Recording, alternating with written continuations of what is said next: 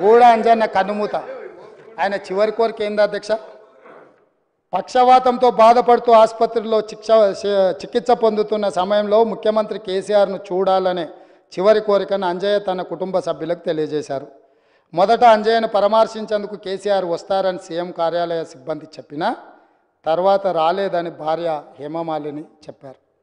గూడ అంజన్న చివరి కోరిక ఒక్కసారి కేసీఆర్ను కలవాలి, పలకరించాలి అని. గూడ అంజన్నను పరామర్శించడానికి కూడా రాజసౌధంలో నుంచి వీళ్ళు బయటికి రాలేదు అధ్యక్ష. అంటే ఈ తెలంగాణ సమాజంలో కవులకు, కళాకారులకు వీళ్ళు ఇచ్చిన గౌరవము, మర్యాద, గూడ అంజన్న పరిస్థితే గిట్లుంటే తెలంగాణలో పరిస్థితులు ఎట్లున్నాయో మీరు ఒక్కసారి అర్థం చేసుకోండి అధ్యక్ష. నేను ఎందుకు చెప్తున్నా అంటే వాళ్ళలాగా మేము కాదు అధ్యక్ష. గద్దరన్న వినతి పత్రం ఇద్దామని ప్రగతి భవన్ ముందల పోయి ఎర్రటెండకు మిట్ట మధ్యాహ్నము 3 గంటలు అక్కడ నించుంట కూడా లోపలికి రానియలేదు అధ్యక్ష.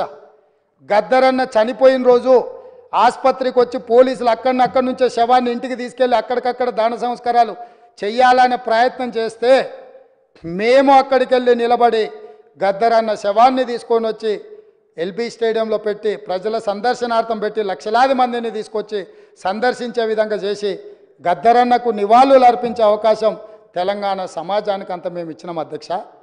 10 నిమిషాలు చంద్రశేఖరరావు గారికి గద్దరన్న శవాన్ని అయినా నివాళులు అర్పించడానికి సమయం దొరకకపోతే వీళ్ళ తెలంగాణ ఉద్యమకారులను గౌరవించేదని మీ ద్వారా అడుగుతున్న అధ్యక్ష. అందుకే ఏ గద్దరన్న పేరు చరిత్రలో ఉండొద్దని వాళ్ళు అనుకున్నారో, ఏ గద్దరన్నని చరిత్ర పుటలలో కప్పేయాలని చూసినో ఆ గద్దర్ గారి పేరు మీదనే నంది అవార్డులను, నంది పురస్కారాలను గద్దర్ పురస్కారాల కింద మార్చి శాశ్వతంగా ప్రతి సంవత్సరం గద్దరన్నను స్మరించుకునే విధంగా వీళ్ళు వద్దనుకున్న అందశ్రీ జయ జయ తెలంగాణ వాళ్ళ చెవులల్లో మారు మోగాలని ఇవాళ మా ప్రభుత్వం నిర్ణయాలు తీసుకున్నది అధ్యక్ష.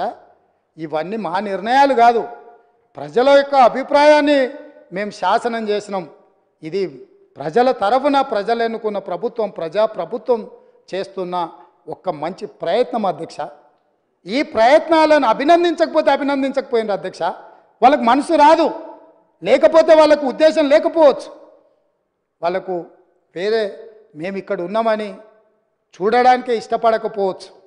ఈ కుర్చీలో పేదవాడు ఒక రైతు కొడుకు ఇక్కడికి వచ్చి కూర్చోవడం కొంతమందికి నచ్చకపోవచ్చు. వాళ్ళకి ఏమంటారు ఏంది జీర్ణించుకోకపోవచ్చు. కరెక్టే. మావాడు ఉంటాడంటే ఆ రైతు పిల్లగాడు ఉన్నాడు ఏంది, నేను నా కళ్ళతో చూడలేదు, నాకు ఈ శిక్ష వద్దని మీరు అనుకుంటే నేనేం చేస్తా అధ్యక్ష? అట్లా ఎవరైనా అనుకొని కళ్ళల్లో సీసం పోసుకున్నారు అనుకో అధ్యక్ష, మనమేం చేస్తాం అధ్యక్ష? వాళ్ళు ఇష్టం అధ్యక్ష, నేనేం అంటలేను. కాబట్టి ఇవాళ నేను అడిగేది ఒకటే అధ్యక్ష, మీ భవన్లు ఇంకా చాలా ఉన్నాయి అధ్యక్ష. ఎందుకు ఇక ఫీల్ అవుతారు ఇప్పుడే ఎందుకు మళ్ళీ? కానీ నేను ఒకటే మాట చెప్పదలుచుకున్నా అధ్యక్ష.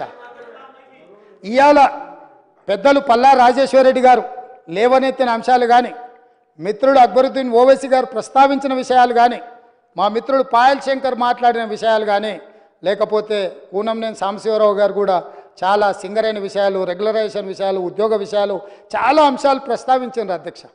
వాళ్ళందరూ ఏవేవైతే అంశాలు ప్రస్తావించారో వాటన్నిటిని కూడా మా మంత్రివర్గం రాసుకున్నది, మా ప్రభుత్వం రాసుకున్నది. తప్పకుండా చట్ట పరిధిలో చేయాల్సిన అన్ని పనులను చేస్తాము. మేము మీ నుంచి సహకారం ఆశిస్తున్నాం. ప్రజలు కూడా కోరుకుంటున్నారు, మీరు ప్రజల మేలు కోసం పనిచేయండి. ఎన్నికలు వచ్చినప్పుడు మాత్రమే ఎన్నికల తర్వాత ఈ రాష్ట్రం సంక్షేమ రాజ్యంగా, అభివృద్ధి రాష్ట్రంగా ముందుకు నడిపించాలి, ప్రతిపక్షాలుగా మీ బాధ్యతను నెరవేర్చాలని ప్రజలు కోరుకుంటున్నారు. ప్రజాభిప్రాయానికి భిన్నంగా మీరు వ్యవహరించి రాజకీయ చదరంగంలో మేమేదో ఎత్తులేస్తాం, పై ఎత్తులేస్తామని ఒకవేళ మీరు అనుకుంటే మంచిది, అది కూడా చూద్దామని చెప్పి తమరి ద్వారా వారికి చెప్పదలుచుకున్న అధ్యక్ష. కింది నుంచి వ్యవసాయ కుటుంబం నుంచి నల్లమల అడవుల నుంచి మెట్టు ఎక్కుతూ ఇక్కడికి వచ్చినాం అధ్యక్ష. ఈడున్న వాళ్ళు ఎవరు ఉత్తగా రాలే. మేమెవరము ఆశామాసిగా మేనేజ్మెంట్ కోటా పేరునో, తండ్రి పేరో, తాత పేరో చెప్పుకొని ఉద్యమం ముసుగులోనో ఎవరో త్యాగాలు చేస్తే ఎవరో అనుభవించే విధానంలో రాలేదు అధ్యక్ష.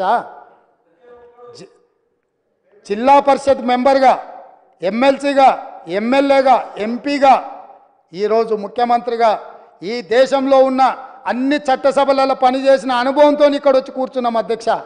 ప్రజల యొక్క అభిప్రాయాన్ని 60 రోజులు మొత్తం తీయండి అధ్యక్ష. ఏ ఒక్క రోజైనా, ఏ ఒక్క గంట అయినా ప్రజలకు అందుబాటులో లేకుండా మా ప్రభుత్వం ఉన్నదా? ఆనాడు మేమే స్వయంగా పార్టీ అధ్యక్షుడిగా, పార్లమెంట్ సభ్యుడిగా సచివాలయంలో ఒక అధికారిని కలవడానికి అక్కడికి వెళ్తే వందలాది పోలీసులు చుట్టుముట్టి అంతర్జాతీయ తీవ్రవాదిని నిర్బంధించినట్టు మొత్తం బంధించి తీసుకుపోయి మా ఇంటి దగ్గర పడేసిరు అధ్యక్ష.